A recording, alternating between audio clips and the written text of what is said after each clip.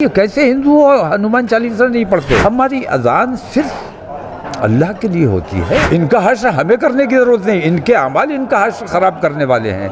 जहांगीरपुरी में जो हुआ अजान से तकलीफ़ की वजह से हुआ। मेरे साहब सवाल ये है कि इस वक्त जो मुल्क के मौजूदा हालात हैं, जिसमें लाउड स्पीकर का मसला ले लीजिए, अजान का मसला ले लीजिए, या उसके अलावा अब ज्ञानवापी मस्जिद का जो पूरा मामला है, उस पर आपकी प्रतिक्रिया पहले जानना चाहते हैं।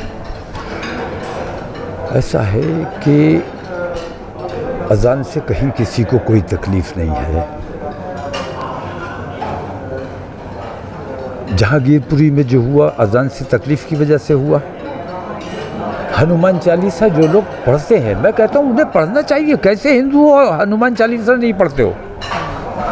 ज्ञान गुण सागर का जिक्र कीजिए, आप पाठ कीजिए, गायत्री मंत्र पढ़िए, उसका जाप कीजिए, लेकिन अपने ईश्वर को खुश करने के लिए, अपने भगवान को खुश करने के लिए जो काम किया जाता है उसकी बात और है। लेकिन आप अगर दूसरे को अजियत पहुंचाने के लिए ये काम करते हो तो यह काम ख़राब है।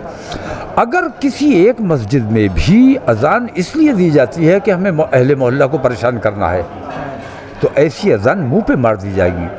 हमारी अजान सिर्फ अल्लाह के लिए होती है, किसी को तकलीफ़ पहुंचाने के लिए नहीं होती। तो वो लोग अगर वाकई हनुमान भक्त हैं तो उन्हें हनुमान को राज़ी करने की कोशिश करनी चाहिए। इन कामों से हनुमान नाराज़ होंगे, और हनुमान अगर इनसे नाराज़ हो गए तो इनका भगवान अगर इनसे नाराज़ होता है तो इनका क्या हश्र होगा। इनका हश्र हमें करने की ज़रूरत नहीं, इनके अमाल इनका हश्र ख़राब करने वाले हैं।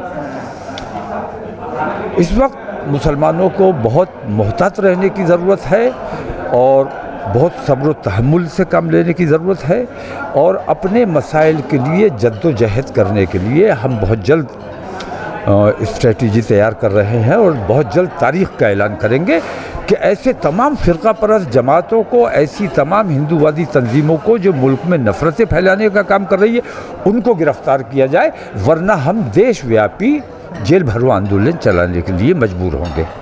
ज्ञानवापी मस्जिद को लेकर मौलाना साहब मुझे नहीं, ये तमाम नफ़रतें फैलाने का उसने जो वहाँ किया, उसके बाद हर हर महादेव के नारे भी लगे, उसमें कई मुसलमान गिरफ्तार भी हो गए। कानून के ख़िलाफ़ तमाम काम किए जा रहे हैं, संविधान को दरकिनार कर दिया गया है, और हुकूमत संविधान के ख़िलाफ़ काम कर रही है। हुकूमत को इन तमाम चीज़ों पर फैसला लेना चाहिए और न्याय करना चाहिए। और अगर अन्याय इसी तरह होता रहा, मैंने कहा, पिछली बार भी कहा कि महायुद्ध हुआ महाभारत में, उस वक्त का जो राजा था वो अन्याय देखता रहा, मौन रहा, खामोश रहा, एक पक्ष का साथ देता रहा, अन्याय का साथ देता रहा, और जुल्म का साथ देता रहा।